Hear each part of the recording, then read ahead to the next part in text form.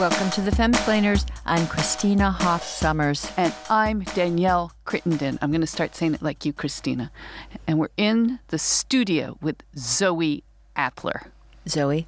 Hello. I feel like there's a full stop period at the end of every Don't word. say period. Don't say period. We've already learned that from busy cousin of the comma. That's what we'll call it. And if we say colon, then they're going to think we're talking about our bowels. So punctuation is now off topic. Off topic. But we have such a good guest this week that we're so excited about. A woman called Bridget Phetasy. And she's can I just say, she's become kind of like a hot thing on the intellectual dark web amongst the men and the mansplainers. Men do love her. And why not? But we love her more. Well, and we'll take better care of her. They get her talking about, how she's moved from the left to the center, or sometimes conservatism. And what they really like about her is, aside from her being, can we just say, very attractive, that she's this incredibly thoughtful, non-ideological person who is writing about the sexes and relationships and her own story from a drug addict to a sober person in very realistic ways. So she's just the main thing, and she's funny, and she's just refreshing and non-ideological. Yeah, that's she the hasn't key had. word. She did not major in gender studies at Oberlin, but she's also not. She's not a product of any side, and that's what we love here. She's like, she calls herself politically homeless. That we're all feeling a little reeling from who we identify with right now, But before we get to her, so if the theme is going to be kind of about relationships, the story I wanted to talk about this week, which is a little old, it's been out, I'm not going to lie, for a month in the Atlantic, but it's been on my little docket to get to.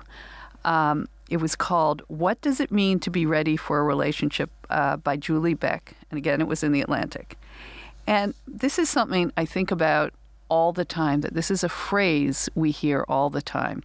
Are you ready, and what do you need to be ready in a relationship? It's like you have to tidy yourself up like a house, like ready for a house showing. I guess you have to put scented candles around yourself and put flowers on yourself. So Julie wrote, the idea of being ready for a relationship is both ubiquitous and vague.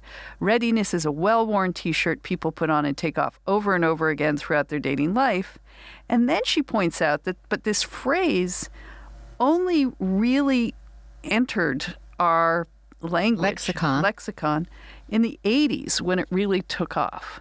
So it's a kind of, at a time when people are ceasing more and more to get married and kind of hitting its payload now with the millennials, that it's become what Kate Julian, and we had Kate Julian on when she had her article about the millennial sex recession and how they're not like pandas. They're not reproducing. They are like pandas. They are like pandas. There's no babies. And she called this a kind of sexual stunting, the sex that there are all these excuses now about, I can't have a relationship until, I don't have this. It's like a job, it's like being ready for a career or something. Like getting your resume organized. Yeah, so I find that really interesting. And I don't know, Christina, what do you think it means to be quote unquote ready for a relationship? Probably that you're like getting old. Too old, but then you're too old. You're too old. Because what does that mean? If you're human and you're young, you're ready for a relationship. You're always wanting to meet someone unless you're wifed up, husband up. But it's also, it takes away, what I sense is that all spontaneity has been taken away. And maybe this is part of dating apps, where you're just presented with this cornucopia of choice.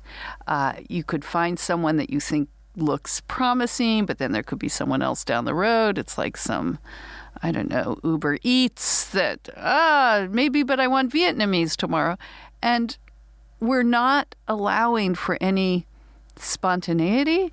We're not allowing for meeting people in real life. And then when we do meet people, we're very suspicious and mistrustful and maybe a little informed by our views that may or may not be true of the opposite sex. I remember reading someone who was in the aftermath of Me Too remembered that she met her husband in an elevator, that he sort of talked her up or chatted her up, and they're married. They're madly in love.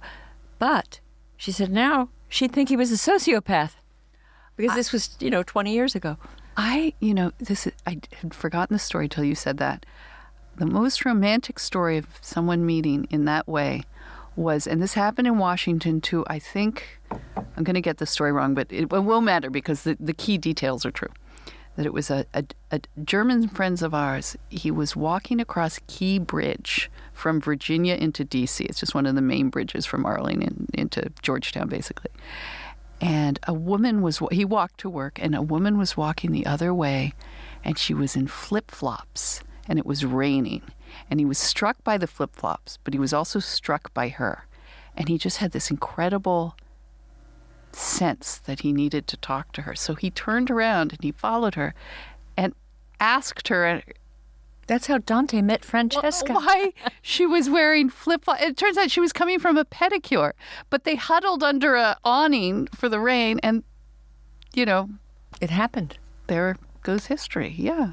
So anyway, I fear that we're not leaving ourselves open and that we're having too strong ideas about who we have to be or how sure we have to be about ourselves before we can even trust someone to go out for dinner or something.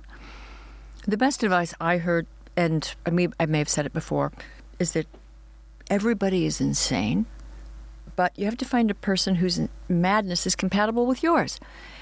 So that's the trick.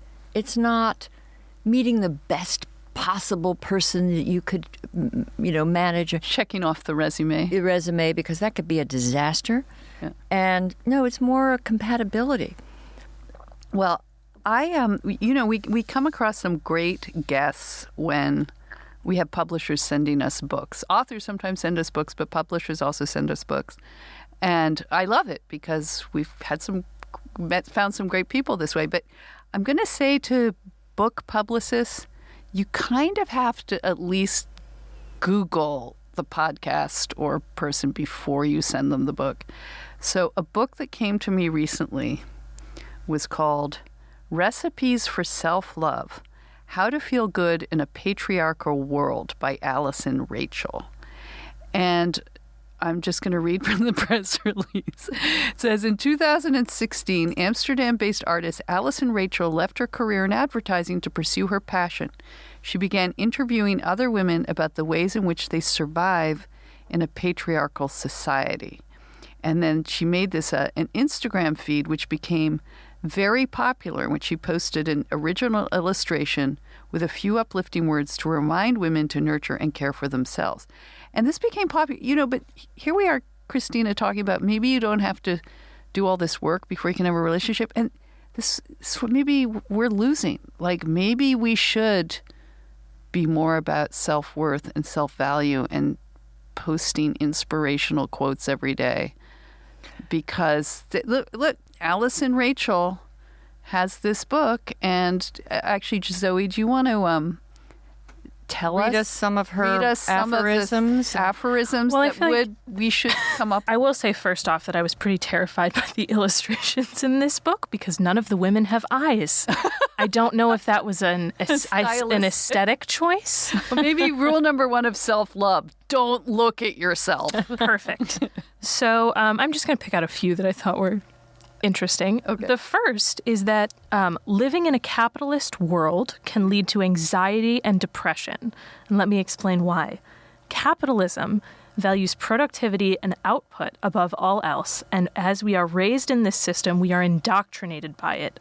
We tend to see ourselves and others as more valuable, the more successful they are. If you get a lot of things done in a day, you feel good. And sometimes if you spend the whole day lying on the couch, you feel bad. This is an effect of living in a capitalist world that projects the idea that the more productive you are, the more worth you have. But in a socialist system, you can't be a couch potato because you're forced to go Make work shoes. make shoes all day. It's true. There's the Chernobyl Well, it's also dimension. It's also the capitalist society that it's not like looking at beautiful women in magazines who have been airbrushed make you feel bad about yourself. It's patriarchy and capitalism. Well, that goes right into the next one, is that men don't get to decide what is sexist. That's sexist to say that. That is sexist. So here we go. It says, cisgendered men will never experience sexism, so therefore they have never been systematically disenfranchised or subjugated by women. And because they've never experienced sexism, it follows that they won't be able to identify it as clearly as a person who actually does experience it. So their logic was, similarly, white people do not get to decide what is racist, and able-bodied people what is ableist. Well, I'm going to give cisgendered men this book so they can have their first experience of being otherized, demonized, and just... Okay, is there anything like less ideal? I want like some... That's something an advice I book? could embroider onto... So this is another one I Magnet. just What thought. is that? What genre is... And this is a success? Yeah, This seems like a book that you would find at Urban Outfitters that would be on like the sale rack. Urban So, Outfitters. Attacking one- capitalism, so Urban Exactly. Outfitters. Yeah. All right. This one is called Beauty is a Construct, and I'll explain in a second, but just for background, she does cite Naomi Wolf, the profound scholar. She cites her book, The Beauty Myth, Yeah. Oh, you and say. recommends familiarizing yourself with the work of bell hooks with this. Yes. So it says, the idea of a standard of beauty, unrealistic ideals for women and femmes pertaining to looks and behavior, was invented by what author Bell Hooks calls the white supremacist capitalist patriarchy to control and oppress us. Well, you know what? 1978 feminine. I would say that standards of beauty in women's magazines were invented by women and gay men. Emphasis, I think, on gay. Well, my late mother-in-law, who was a really great TV interviewer in Canada, had Naomi Wolf on when The Beauty Myth came out, I guess in the late 80s and maybe very early 90s. Naomi Wolf, who we can describe, I think, fairly as zaftig. She was very beautiful, very curvaceous. Very important And hair. she was very important hair. She was complaining about the standards of thinness, that were then prevalent. The kind of, I guess, Kate Moss heroin chic. And my late mother-in-law said, I can tell you it wasn't easier to be Sophia Loren in the 1950s. So go on. Great. Go on, Zoe. All right, I've got What two else? more What of else? note. What else do we have to learn? I'm going to show you the Self-love. illustration for this one as well. Our favorite subject, body hair is natural. Oh, look at that illustration. No, we can't put that up on Instagram. That's Because terrifying. it would be triggering. And Instagram will take it down because there are visible nipples. Well, also, I think, to be fair, that looks like a trans woman. The level of hair there Is violence, and you can't have violence on social media. Yeah. Well, it says that we have deeply internalized the idea that our bodies look better hairless from the neck down and often genuinely prefer to be hairless. And while there is nothing wrong with removing your body hair if that's what you prefer, That's what I prefer. feminism is about freedom of choice and supporting whatever you decide to do with your body. That being said, body hair is natural and there for a reason. So be aware of why it is that you are choosing to remove your body hair. Do you think that would be useful to women in Saudi Arabia? What? This kind of book. Yeah. I mean, they're pretending that it's oppressive because we have beauty standards. These beauty standards are not oppressive. It's beauty Well, also, you standards- mean to a woman who was really oppressed. Yeah. I mean, actually, to be fair, this would not be the book I would send, but I do believe that valuing yourself and that you are being oppressed by a patriarchy of Saudi Arabia, that's not far-fetched. And as we've seen in these incredible women in Iran who are, hurling off their hijabs and things, like, this is where that message should be directed, but it's not. It's being about us directed. because we're oppressed because we have to pluck our eyebrows. Yeah, I mean, plucking is hard. It's hard. It's an art. It's waxing. but it's just personal excellence. Well, what if I could get behind this if it meant the end of bikini waxes? Well, you don't have to do bikini waxes if you don't want to. If you don't mind looking like a 70s a gorilla. Do you remember what was the book, the big sex book in the 1970s? The Joy of Sex. The Joy Alex of Sex. Comfort. I met him. You met Alex Comfort? And he came on to me, I think. Whoa, where did you meet him? I don't know. He was not. It was. No, I'm not. That book was, okay, so I was babysitting in the 70s. I was a, 13-year-old when it was out.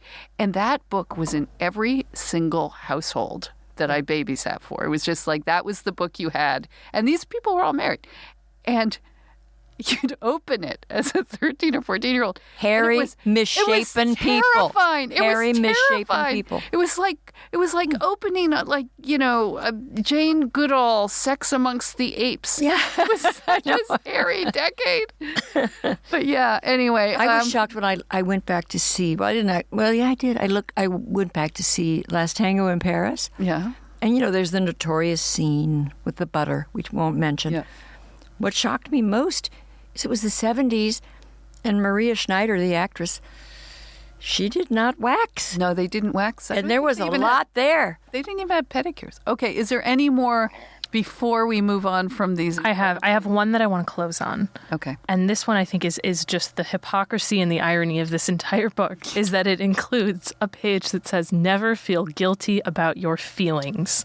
We tend to judge our emotions and categorize them as either good or bad, and we also often fully identify with the unpleasant feelings we experience when we don't have to. There is no such thing as a bad emotion or feeling. Whoa! Now, I'm feeling like this is an idiotic book. Well, I'm feeling that they're trying to guilt you into feeling all of these different things about capitalism and the patriarchy and men. Yeah, well, capitalism is a bad feeling. I guess so. Well, okay, hang on. Are they Capitalism saying and men? they're saying that if you're a man, what they said at the beginning was all of your feelings are bad, because obviously you're feeling this is not men, like if I have a feeling as a neo-Nazi that anybody but white people are inferior and should be eliminated, that's clearly, I don't think Alice and Rachel would endorse that.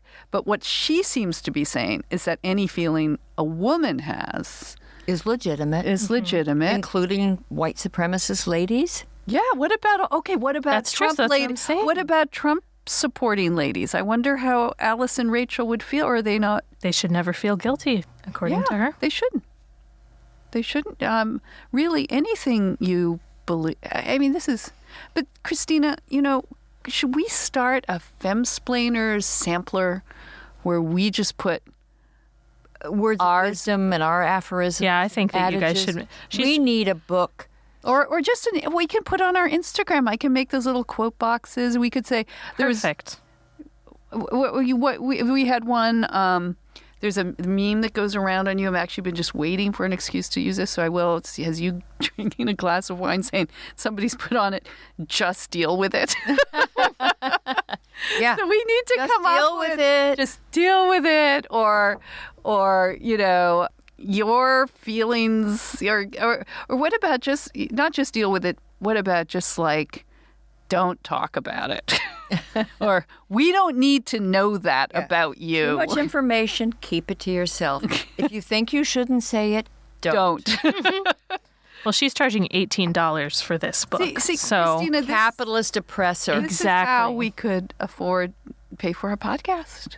Because we need our Patreon supporters to help us. If you want our wisdom and our aphorisms, which are better than those, Yeah, we could come up with a few, I'm sure. then please help us. You could even give, I'm thinking even $1, $2 a month. I gave a bum $2 and he was insulted and gave it back to me. That's all we're asking. Less than a bum would accept. Yeah, actually, this just led in perfectly to our. Should I have said bum? a homeless person. Homeless person. Economically different. Yes, but Displaced. Economically displaced. He was a bum. We didn't intend to bring this pitch in now, but why not? We'll just do it quickly before we get to Bridget Phetasy. That it's true. We, if you really value what we're doing and you like listening to us, we need help. Because we don't want to be homeless as a studio, as a podcast, and to keep us economically viable. And we're women. We're oppressed. You're patriarchs. Help us. We're actually women spouting things that not a lot of other female podcasters will spout. But it's true. If every single listener gave $1 a month, $1 a month, that's less even than a bottle of water. It won't even... That's less... Well, it's $2 less than the wine that I buy. Yes. Don't reduce Christina to $3. But no, seriously, if every one of you pledged either at patreon.com/femsplainers or wegather.com/femsplainers, you would really help us because we're getting a little concerned, I'm not going to lie, that we can't keep doing this podcast at least without a paywall. So please help us and support the Femsplainers. Support the Femsplainers. And in that vein, we're going to bring on Bridget Phetasy, our guest. She is a writer, comedian, and she hosts her own podcast. She's written the advice column for Playboy. And she's written some great relationship columns for Mel Magazine. But she's, as we said earlier, she's just an all-round refreshing voice. And she did have an experience of many years of being addicted to drugs and alcohol. She was in a sex cult in Tangiers. Oh, no, Australia. No, Australia. Different. And then she became a darling of conservatives. I don't know how that happened. Yeah, but she would actually resent that. Yeah. Not resented, because she doesn't resent. No, because liberals like her too. No, she's undefinable, and that makes her irresistible. So let's bring her on.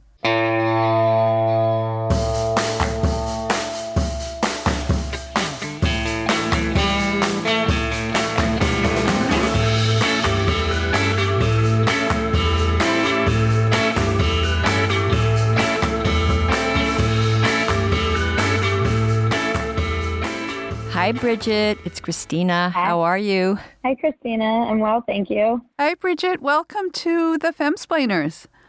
Well, thank you for having me, you guys. I'm really excited. Well, you've been all over these men shows, we've noticed. I know. Dave Rubin and even Glenn Beck, who I thought he was going to hit on you, honestly, during... He said, you are Ernest Hemingway. That's too much. I'm never going to write again. He loved you. And you were with Ben how do you say it? Dominic? Yeah. Dominic? At the Federalist. Dominic. Yeah. There's a ch there. Oh, yeah. And all these guys. All these guys, Bridget, but we need to, get you on a chick show and femsplaining and get you. I'm excited. And we want to hear, I think we should. Go ahead. We're listening. Oh, you're just both, when I saw that you both were starting this podcast, I was very early into the promoting it and being excited about it because I look up to both of you. Oh, that's so sweet. And I think I'm especially like Ernest Hemingway, wouldn't you say, Bridget? Yeah. Or really the F. Scott Fitzgerald of women's writing. My cousin and I have already started to just flatten that word because I told all my podcast listeners that they were the Ernest Hemingway of listeners. Well, this isn't to say, Bridget, I mean, I've just been reading your writing all afternoon, and I mean, I could just read it forever. It's not that, actually, it would be awful if you wrote like Ernest Hemingway because, I mean, he's so parodied now, and I can't imagine you writing about divorce, men, dick pics. They were hard. Yeah. I don't know how. There weren't a lot of laughs in Mr. Hemingway. Anyway. It's too much. I can't live up to that kind of hype. I need to bring it down a notch or two. Well, let's start just with a bit of your background, which is so fascinating, and how you managed to become a drug addict at one point and a member of a sex cult? It was an Osho ashram, so the lineage of the kind of theology or whatever you want to call it behind the cult was the Osho teachings. Oh, that's the Wild Country. The one that exactly. The video with Rajneesh. Rajneesh. You guys are above my head on Christina, you knowing about sex. I had years ago. I had a friend who was telling me about Rajneesh, and I should go. And fortunately, I didn't. But you did. So what is it? She did it by accident. These things happened to her by accident. She wasn't a drug addict on purpose either. It's like how I became a conservative darling by accident. Yeah, well, that's the next thing. Okay, we're going to ask you about that next. But tell us about the sex cult, and then I've been reading also a lot what you've been written about addiction, and it's aside from your wonderful, amusing writing style and your comedic style on this, which I even love more, but it's profound, and you've gone through a lot. So yeah, give us a little bit of that background. I think that I moved a lot, and my parents split up when I was 12, and both were pretty much in new relationships by the time I was 13. We moved pretty far away from my dad with my mom and my stepdad, and then I found drugs and alcohol around that same time. At 12? Yes, that's when I first started drinking, which is pretty common I don't really blame anything. Looking back, and I said this on Glenn, I really think that I have an addictive personality. Even now in sobriety, seeing the way that I operate, I feel like I could get addicted to really anything that either takes me away and helps me escape, or makes me feel good, or you should have positive addictions. You need to get addicted to bicycle riding. I have positive addictions now for sure. Spin class. Yeah, exactly. Like running and meditation. I went through this phase where I definitely started worrying about my meditation addiction because I found that I was just using it to escape. But still, I think neurologically there are obviously addictive personalities. But you were aware, you moved away from your dad, who you came from an Irish Catholic family, right? Yes. Mm-hmm. My dad's one of 10, actually, kids. Mm-hmm. And my grandparents on that side of the family, my paternal grandparents, were my heroes. They were both in Pearl Harbor when it was bombed. Mm-hmm. My grandfather was in Japan when they surrendered. He was in the Pacific and the South Pacific for the entire war, basically, World War II. And they were just very active in our lives growing up. I moved every year, but we went home to see my grandparents every summer. So that was probably the closest place to a base that I had. And I have 26 first cousins on that side, and I think there were 10 of us born within 4 years. There was a little mini baby boom in the family, and we all grew up spending summers together, and most of my cousins are almost as close as siblings. Do you have family reunions still? We did have one, actually, last summer. It was so fun. Without drinking? You had to go to a family reunion and not drink? They all drank. Depends on the baby. Well, you were very funny on this. You have a comedic bit about dating while sober. Well, no, not just dating, but first, like with your family, because of its Irish Catholic background, that you stopped drinking. Like, good thing, especially given where you were, and you can tell us more about that. And then you go home, and they're like, "Why did you stop drinking?" It's like you've committed a heresy or something. I know. It's obviously hyperbolic and kind of exaggerated, but also kind of not. My family definitely, there was a little bit of that. You were the best drunk, one of the best drunks this town has ever seen. You never even got a DUI. They didn't understand. There are no consequences. Well, I like the St. Patty's Day. Like that's where you were Oh insulting yeah, they didn't. insulting the family. It was like spitting on my grandfather's grave. Your grandfather didn't go to fight in World War II so you could quit drinking bridge. But go back to the. So you had the childhood was a little chaotic, and you escaped into alcohol and which drugs? Yeah, I mean my upbringing. My stepdad was challenging, and I generally don't go too much into any of that publicly, just because so many other people are involved, and Right. We don't need to talk. But what did it lead you to? What drugs did you take?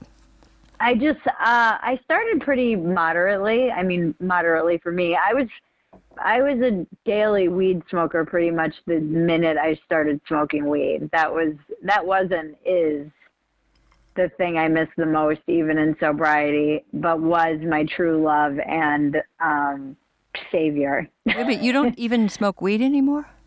No, I miss it so much. CBD gummy bears? Edibles? No, nothing. I can't really do anything that modifies my brain from the neck up. But, CBD water or any of the things that aren't going to be getting me. CBD doesn't really work unless it has some THC. So usually it will make you feel good or a little bit high, but it's I still can't really mess with it. And I have an addictive personality. I will if I ate one gummy bear, which is also one of my weaknesses in general, I would be eating gummy bears like every day, all day. Bridget, I don't want to see that obituary. Bridget Phetasy found overdosed on CBD gummy bears. It's very Hemingway. It's very Hemingway-esque. Okay, but so you became, you kind of got into everything. I mean, you would, part of your comedy, you would joke about like, I was a heroin addict and then I'd be in rehab and the cocaine people would come in and you're going, oh yeah, like I did cocaine when I was, before. Like 11th grade. Yeah. It was, so you had a terrible period of addiction. And then let's get to the point where you just, what made you decide to give it up and not become another statistic? What was the change? What were you doing? I was lucky. Honestly, okay, so I don't really talk about this either, but I will because for some reason when you talk to women, it's different. I had a terrible period and hit rock bottom when I was 19. I would not say that was my only rock bottom. I joke that I've had many rock bottoms. That was just the first one. The first big one. And then I had another one. I was married, and I got married pretty young at 23. And we were both in the restaurant industry, drinking and doing a lot of mostly cocaine. They go kind of hand in hand in those resort towns. And was this when you were a waitress? Was this when you were waitressing? At one point. So I've been a waitress periodically throughout my whole life, essentially. And what resort town was it? Yeah. I just prefer not to say because it's, I mean, it's just my East Coast hometown. or West Coast? East Coast. Okay, got it. And so we were doing a lot of partying, and then I kind of hit another rock bottom and felt like I've lost myself and given up on myself. That was really the persistent feeling that it happened when I was 17. I gave up on myself and said, I'm never going to go to an Ivy League school. And that was my only dream. So I kind of gave up on myself and became an A+ drug addict instead. And then I gave up on myself again at 19 when I was in rehab, and gave up on myself again when I was 23, and just kind of resigned myself to a life of being, giving up my dreams. I have no problem with being a waitress and living in a small town and being married. All of those things are great. It was just that I had surrendered all of my other dreams to really the idea. I had settled for that idea. It wasn't my dream. And then I was partying and doing lots of, I mean, I went on for quite a while, and then I didn't talk to my mom for 6 years and started talking to my mom again, and it brought up all this stuff. And I realized that I basically, suddenly felt worthless, and all of these other feelings came up, and suicidal. And I pretty much wanted to die. I mean, I did. I'm just going to tell you, Danielle and I are listening to this, and we just wish you'd been our daughter and come home, and we would have taken care of you. You poor little baby. You had nowhere to go. Making rocking motions with my arms. Oh, it's okay. Because you just felt all alone. You were all alone. Did you have siblings, Bridget? Did you? I do, but I'm the oldest of 5. Oh, so you're the adult. Well, they're more adults than me, I would say, in many respects. My sister had kids young, actually, and so she was busy raising a family. Oh. And were you the fun Aunt Bridget or the scary Aunt Bridget? The scary Aunt Bridget. No, I'm the crazy Aunt Bridget. But my 2 youngest sisters, they didn't have a mom either, really. So they I'm not going to turn to the youngest siblings, and I felt a lot of self-loathing and bad about some of my choices. I felt like I knew better because I had been in rehab so young, and now, mind you, this was when I was 35. I was a bit of a train wreck and a disaster, and I would go home and cause all kinds of drama and problems that my family didn't need, or, I was just kind of a train wreck and a mess, and it was embarrassing and humiliating. And then all this other stuff came up, and I had been out east, and I flew back. I was on the plane, and I had decided that I was going to go downtown LA and buy heroin and just kind of end it, because I'd never touched heroin since I quit it when I was 19. And I said, when I landed, I had enough presence of mind to just, the higher voice in me said, why don't you go for a hike before you go buy heroin? Because it was LA, right? Well, and looking back, I laugh at it now because it sounds like, so, why don't you go for some little inner wisdom was like, hey, maybe go for a hike before you go kill yourself. But it was that kind of,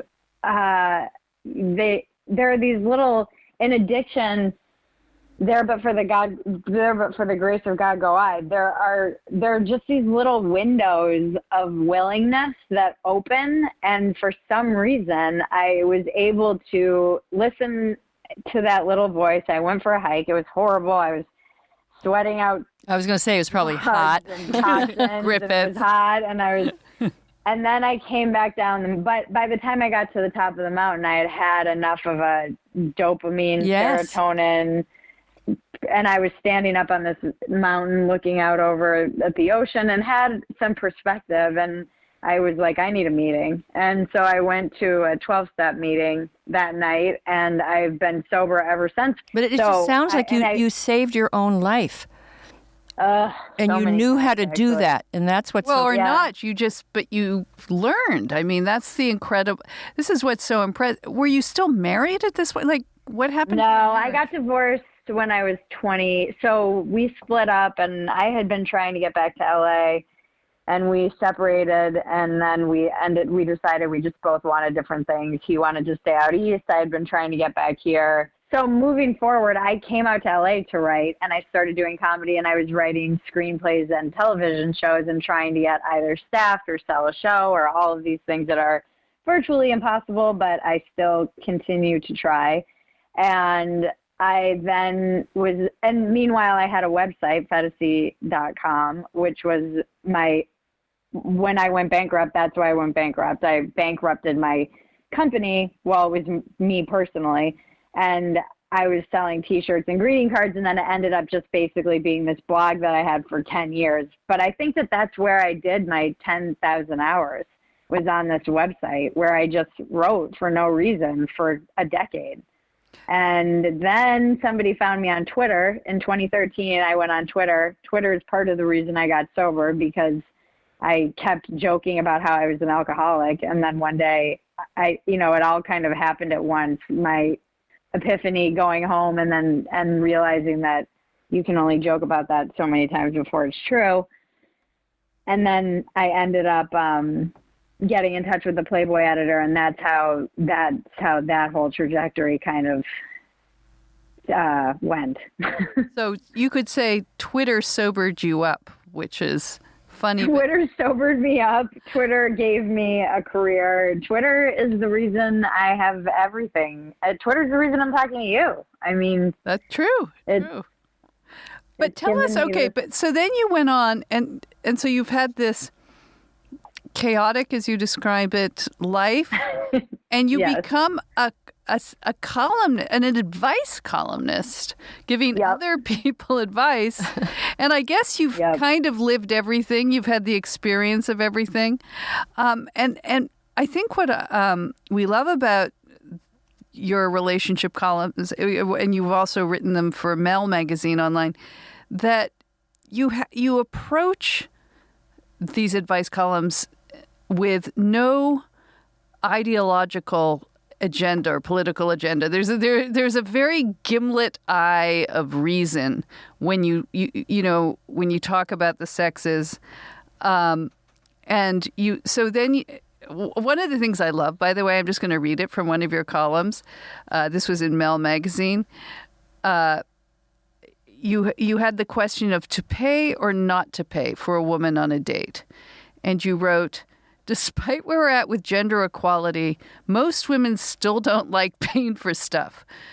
They'll act all outraged that I just said that and do a fake reach for their purse on your date. But I promise you, they have $6 in their wallet, and they'll talk about how cheap you are to their friends if you don't pick up the tab. So true. So it's true. You come to this gimlet-eyed thing, and you wrote about having to date after you were sober and suddenly going on a date and not having that, easy instant charm injection. Tell us about that. I'm basically not dating anymore. That was interesting getting maybe sober. You just can't date without drinks. No, I shouldn't say that. Dating's hard in general. It's hard. I don't like it. I want to be at the part where we're best friends. I want to know we're one another's person. Right. I'm not good at doing like the in between where we're dating other people. I don't want to do that. So you're romantic. Then you want to go from pedal to metal? I'm kind of metal to whatever. Pedal to whatever. Yeah. I've definitely realized I'm a hopeless romantic, and I do have that idea of that kind of rom-com, dream of finding somebody where you just both know that that's it, and you are like, okay, yeah, the buddy system, this seems to work, and move forward. And often I've found that when that happens with a man, that he's mentally ill. Or married. Or married, exactly. One of the two. It's like he's either taken or he's not well. Or both. You're in LA now, right, Bridget? Maybe yeah. It's an LA problem. Yeah, I don't think it's good. LA and New York, if you want to meet somebody, people, get out of town, go somewhere else. Well, you said, actually, I'm going to read you another quote of yours back. You said, I've often joked that if I was a marriage counselor, I'd have couples come in and swipe on my dating apps for 45 minutes and ask them, are you sure you're ready for this? You really can't work it out because this is what you're looking at.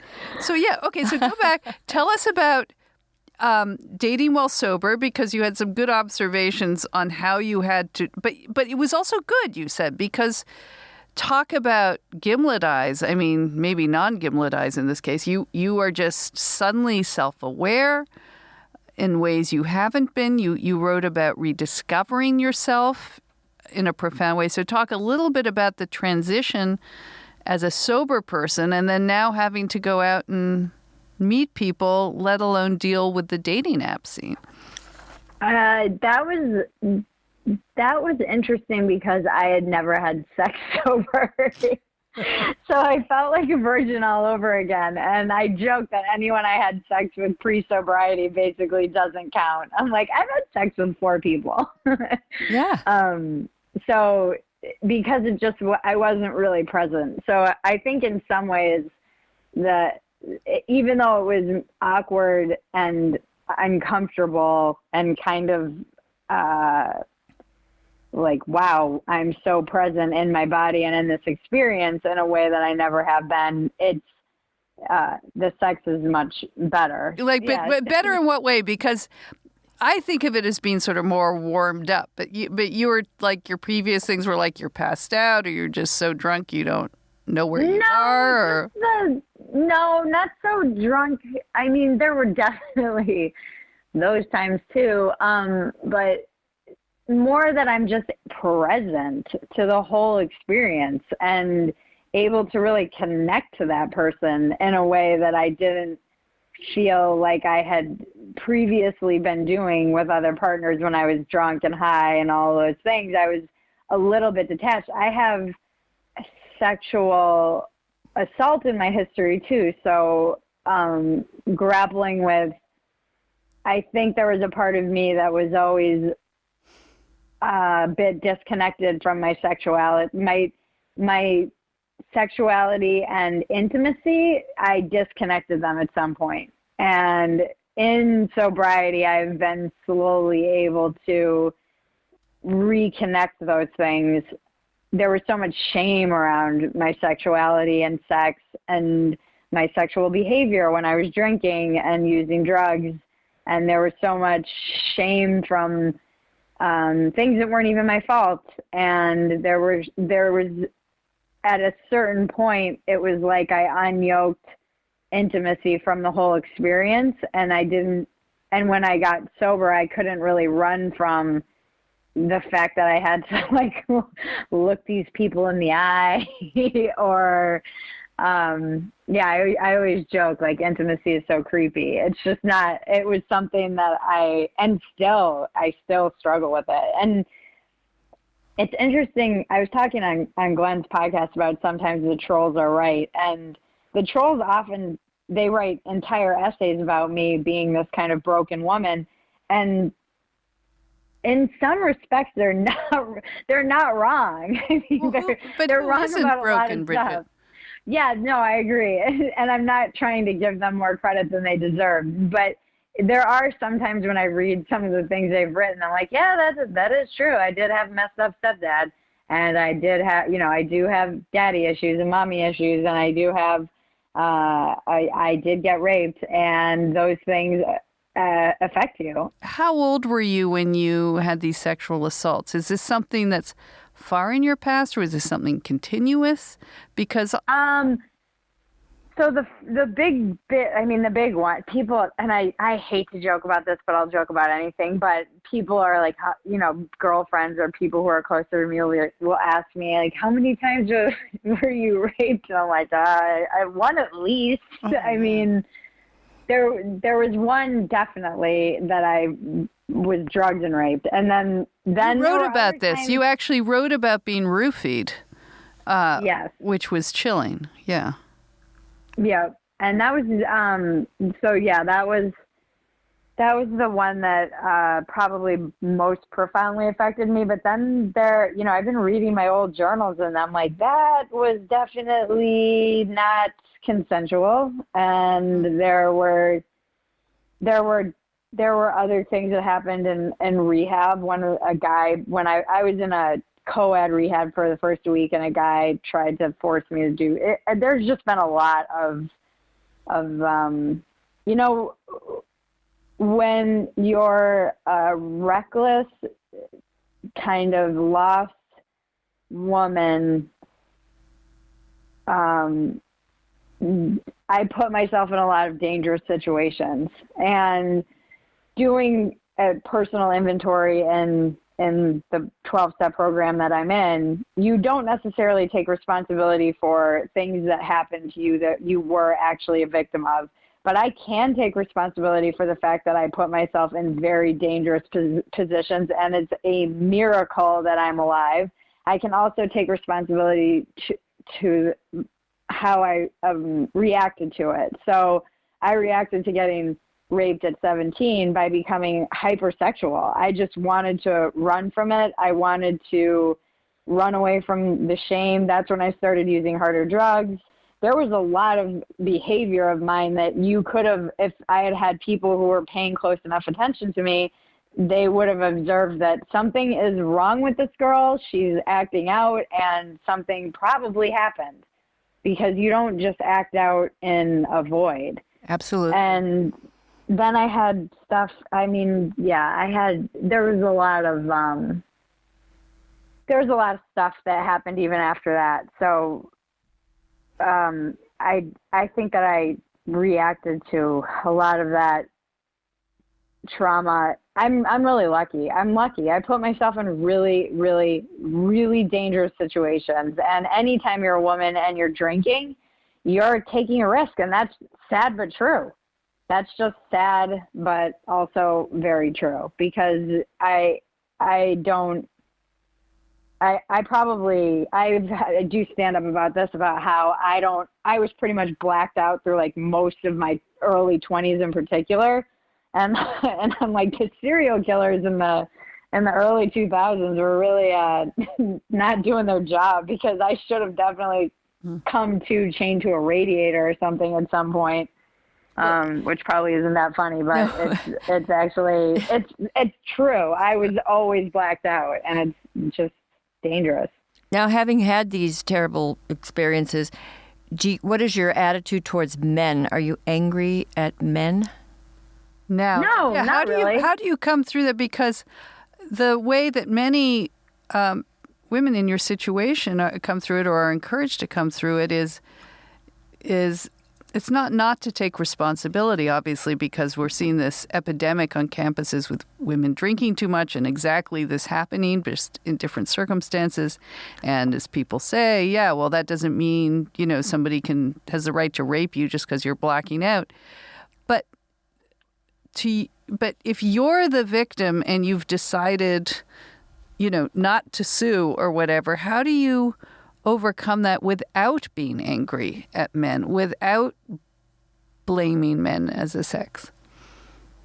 I definitely think a lot of much worse things would have happened to me if there weren't so many good men. So the reason that I say that I'm lucky is not just because I'm lucky, which is also true, but because there were a lot of guys who made sure I got home okay, who put me on the couch, who took care of me when I was drunk, there were many more of those men in my experience than the outliers who behaved badly. And I was drunk for 20 years. So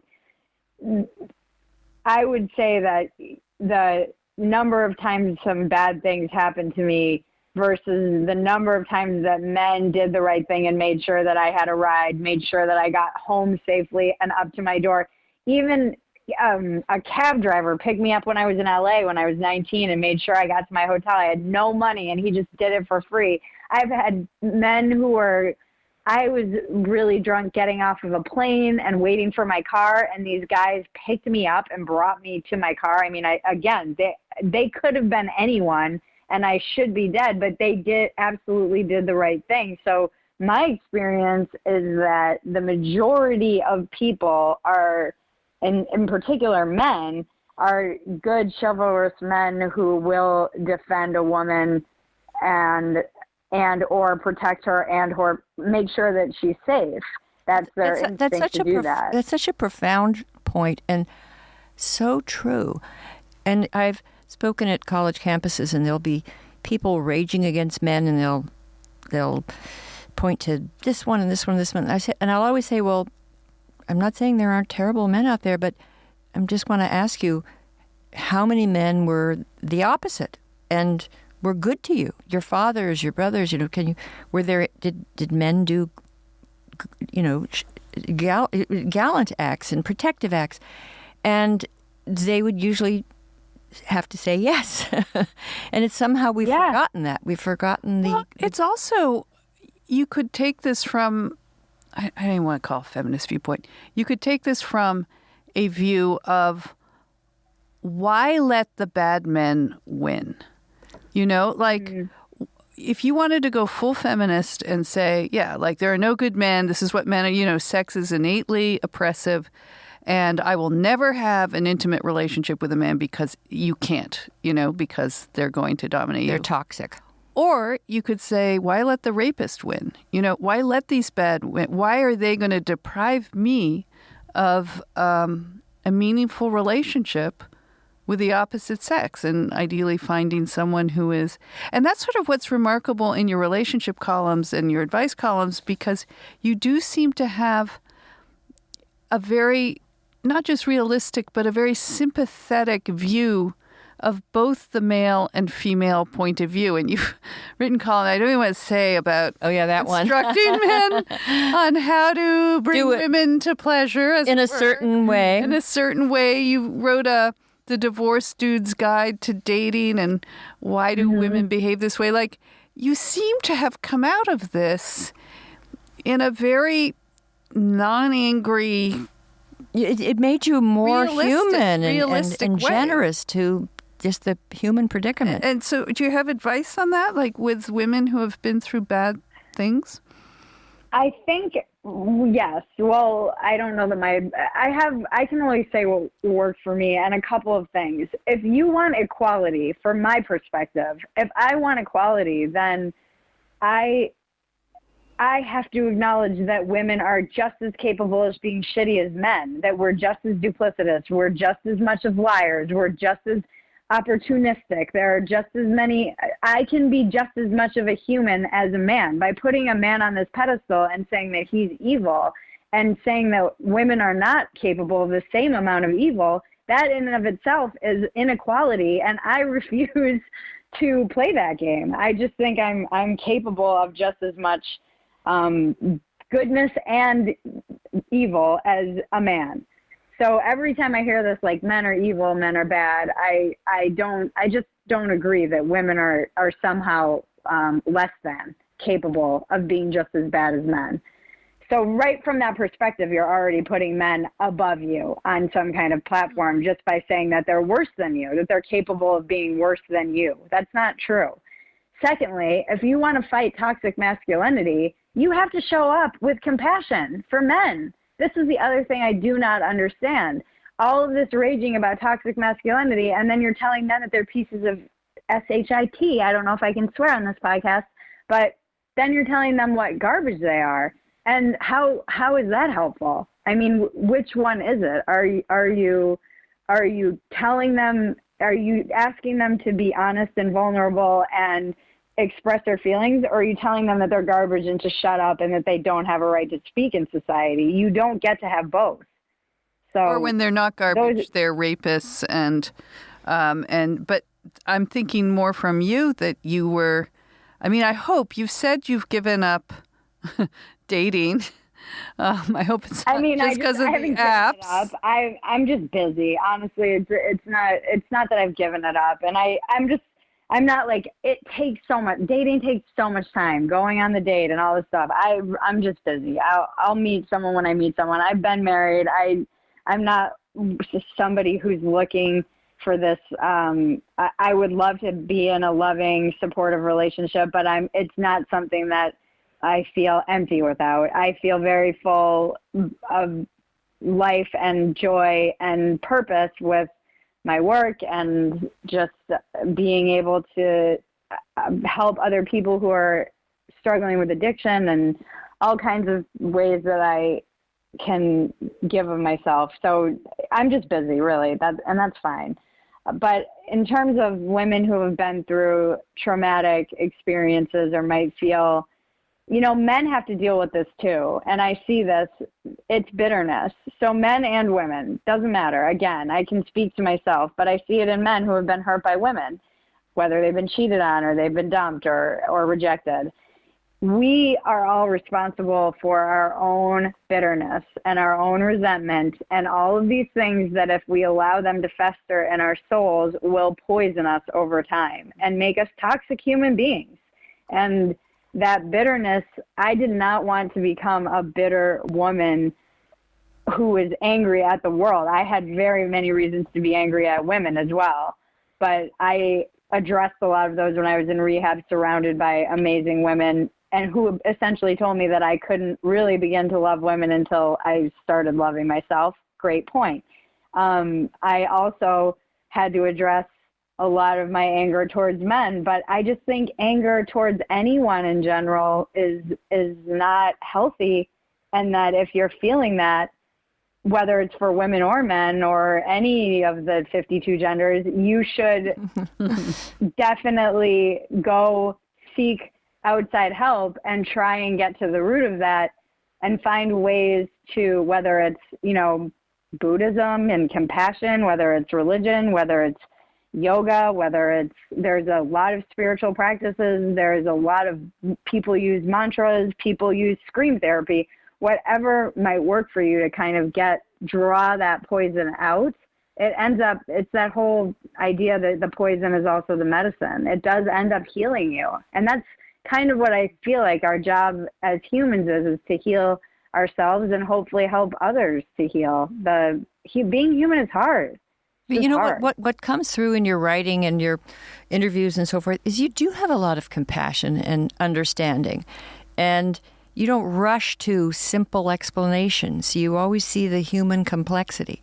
And that's increasingly rare. People are just so eager and just can't wait to rush to a simple story of good and evil. And you don't do that. And that's remarkable. Well, is it, Bridget, and I totally agree with Christina. So just to, I know we're being aware of time, that we're fine. When you look at the landscape today of the whole millennial sex recession, that men and women maybe have never been at this point of alienation from each other, and you give great advice. What would be your advice on this, especially to people, this generation that is struggling incredibly with addiction, with depression, and now with each other? I would say we do have this tendency, and I have to fight it. It's easy to do online because we're all cartoon caricatures of ourselves online. And it's easy to see one another as two-dimensional, and we forget that very simple walk a mile in someone's shoes before you judge them. I love Chloe Valdery. She's a brilliant writer. You've probably heard of her or read her. But she came to my house. She met Izzy. She's had the whole I love her.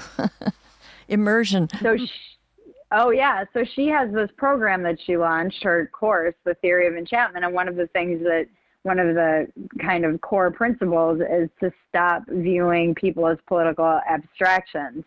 And I wish everyone would take her course because it's very grounded in compassion and loving one another and meeting people with love. And that is a practice. It's not necessarily where I instinctively go, and particularly online when you're separated by ones and zeros and computers and you don't have to face anybody eye to eye, woman to woman, man to man. You can just lash out in whatever ugly way you want to lash out.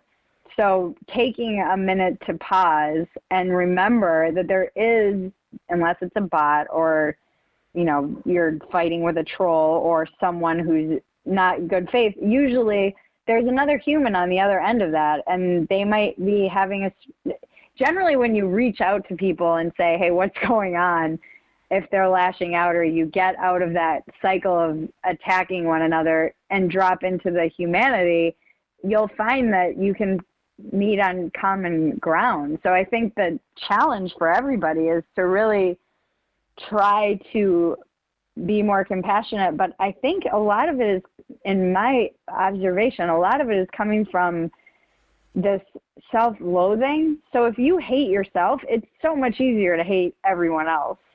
you're going to project that out onto the world. And a lot of what I'm seeing especially the younger, more progressive in general on that side of the political aisle, is this sense of self-loathing, victimhood, perpetually being victimized. Those, from a therapeutic point of view, are things that you should be trying to heal and overcome, not things that you should allow to grow and to lean into.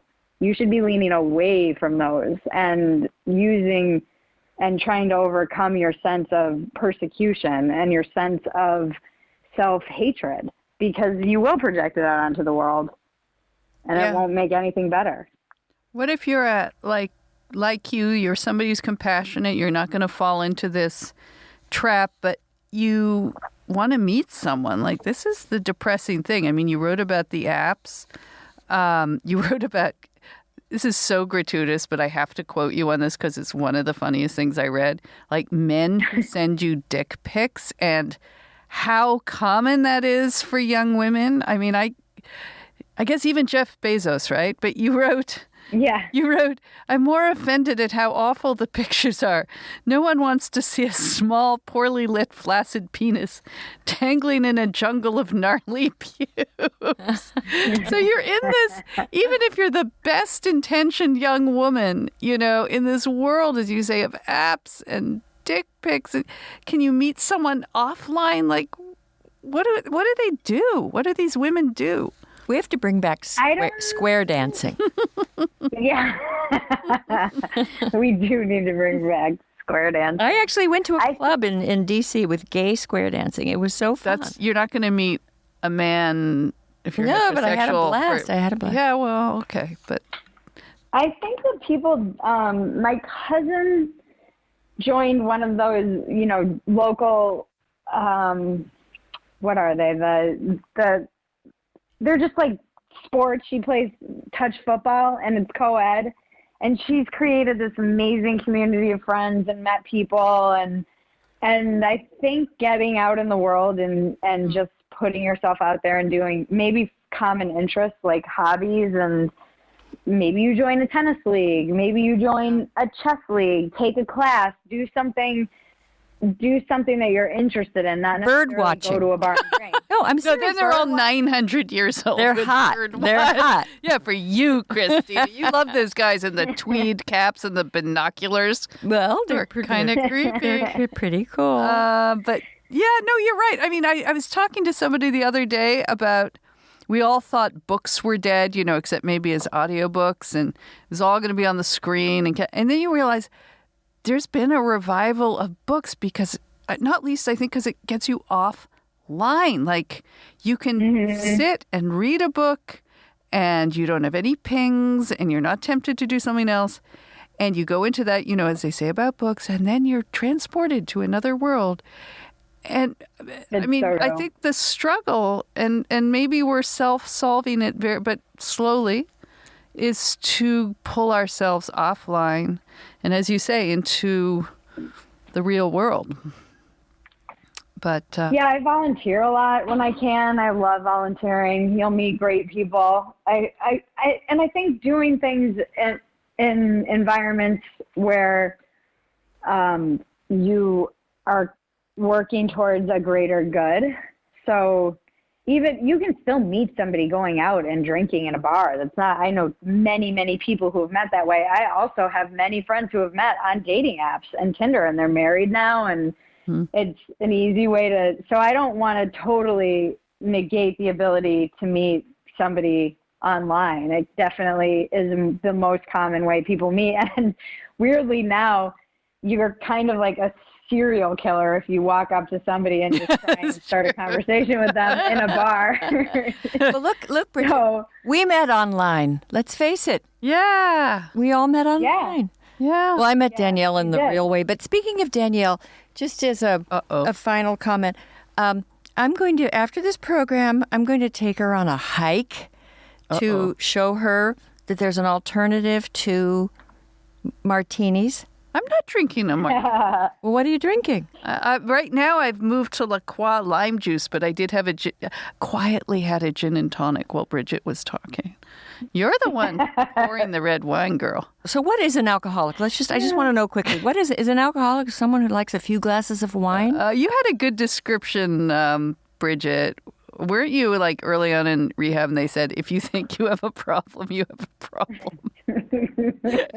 I mean, yeah, that's kind of how I feel. I don't feel like you can label anyone else an alcoholic. I would. Did I just label myself? No, an you know what alcoholic? Christina is, Bridget. I was hoping you'd help me with this. She's a Twitter-aholic, and you gave up Twitter for Lent, and you became, what, healthier? She said Thinner? you had more energy. She became thinner. She had more energy. Can you just, before you go, just give her a little, 12-step coaching pitch to get off Twitter For part-time? weekends? I can, although I'm not much better. I have a serious problem, and it's my probably biggest addiction now and still. But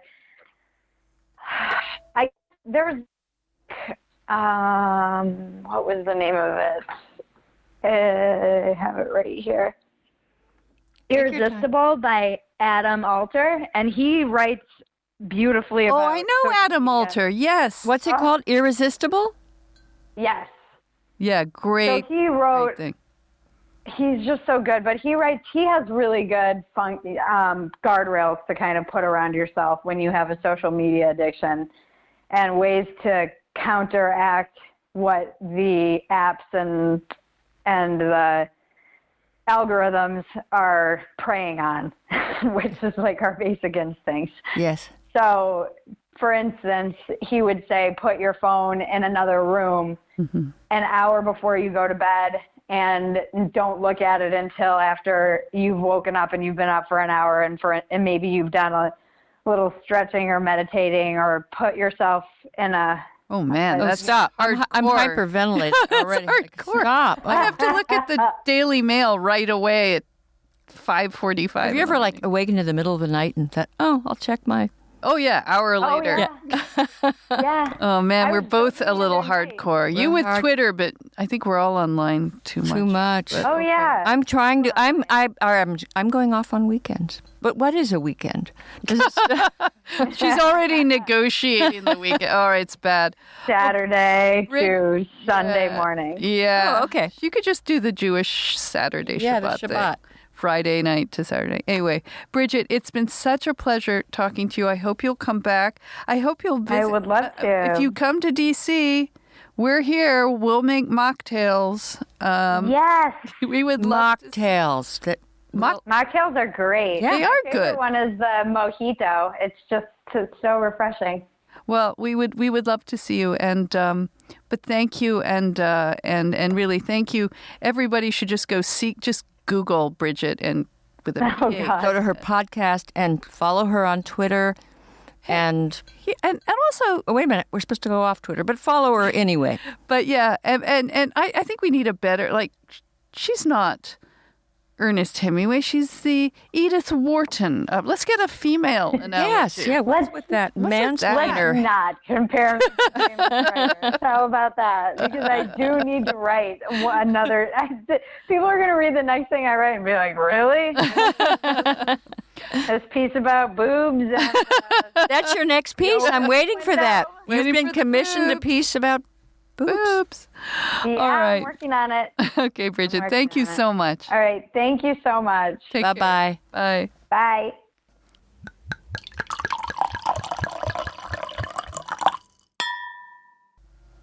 After all that, we got so interested in Bridget's, what do we call it, journey, that we ended up, we never got to the sex cult.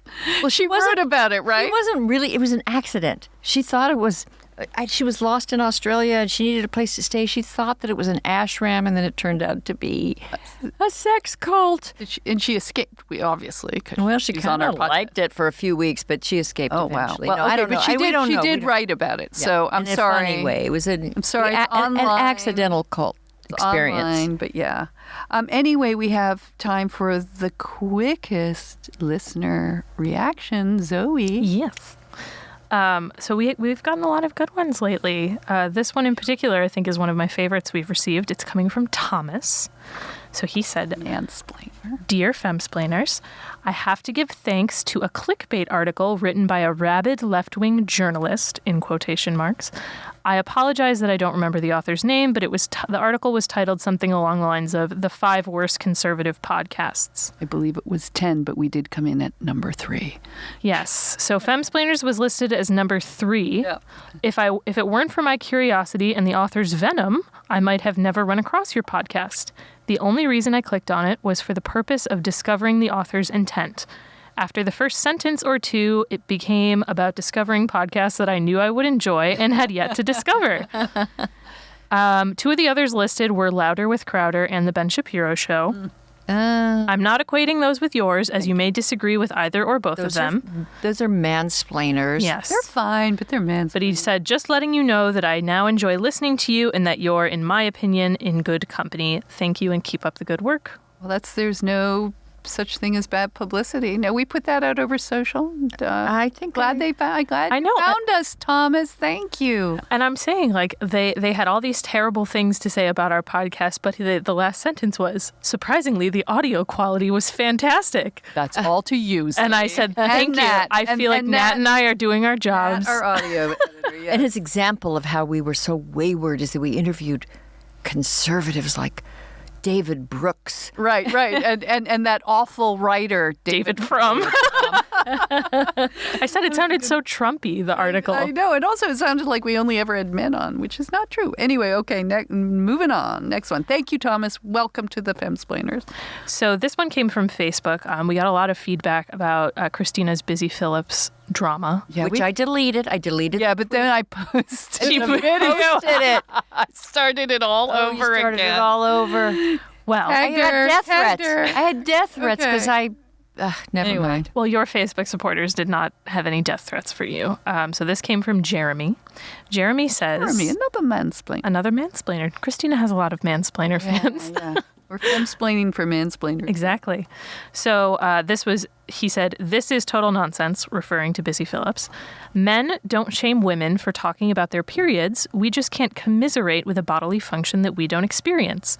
Why do modern feminists say that they don't want men to control their bodies, yet when we show a lack of interest in their bodies, it's considered offensive? Or too much interest in other parts of the body. Right. There's no winning, guys. There's no just winning. no winning. Accept it. Because I think when we discussed the vasectomies on this podcast, we weren't really commiserating with an experience that we don't have, our jewel stools. And but we could imagine it. We could put ourselves in that situation. All right, this came in, and by the way, anybody who does this is just like gets an award as a feminist. Yes, please send them. I check our mailbox every day, and I was this so is a excited. Mailbox. This is beautiful stationery. It's on a little card with cocktail champagne, like champagne cocktails, and it says, "Dearest Femsplainers," and a beautiful handwriting, by the way. I thought it only appropriate that mail to you two ladies have class, whimsy, femininity, and a recipe for a killer cocktail. On the liner of the envelope is a recipe for a cocktail called French 75. Oh, I love those. Which has champagne. You know what? Since Bridget doesn't drink, and we always have a cocktail every week for this will be our cocktail. Well, what's from Rachel? French? It has champagne and what else? And gin or cognac. That's a weird either or, right? Gin is better. Okay, thank you. And lemon juice and simple syrup. Anyway, we'll post it. We'll try it. I put a little Saint-Germain in it when I make it, and it's really good. Makes everything better. It says, I cannot tell you how much I love and appreciate your podcast. Until I started listening last year, I was hesitant to call myself a feminist because of all the baggage it seemed to entail. Now, Christina, now I think of myself as a proud Danielle Crittenden feminist. Oh, you were dissed. My term for someone who supports and appreciates women as women with all the diversity and ambiguity that entails. I think we can call it a Crittenden Summers feminist. Crittenton Summers feminist. Summers, Crittenden, I don't care. Feminism doesn't have to be about a set of grievances. It can be about taking best advantage of a set of sometimes mixed blessings and helping other women do the same. All that to say, I love the Femsplainers. Regard, Rachel. And she says, my favorite cocktail is, in fact, a French 75. And the recipe is here. Cheers. Rachel, thank you. That is maybe one of the great listener reactions. We received compliments and a drink recipe. And it was a wax seal on the envelope. Oh, yes. Oh, my God. I had so much fun opening it. Seal. That's true. Oh, my goodness. All right. Well, thank you. We love you. We love all of you. And we hope you love us and support, like us on Facebook and iTunes and all the podcast platforms. And think of that $1 that you just wasted giving to somebody with a guitar case. Yeah. It could have been us. We're so much more talented. We try. And think of patreon.com or wegather.com. And thank you. We love you and see you next week. We're going for a hike. No! Hey, thanks for listening to the Femsplainers. Stay with us by following us on Twitter and Facebook at Femsplainers and on Instagram at Femsplainers Podcast. You can always email questions and comments to contact@femsplainers.com. We read every one. We are recorded at the American Enterprise Institute in Washington, D.C. And thanks to AEI Research Assistant Zoe Appler, who is our production assistant here in the studio, and thanks to Nat Frum, our audio and video editor, and occasional millennial mansplainer. And listen to us on pretty much any of your favorite podcast platforms. And please remember to subscribe and like us at iTunes if possible. Every like helps us keep our solid 5-star rating. Cheers.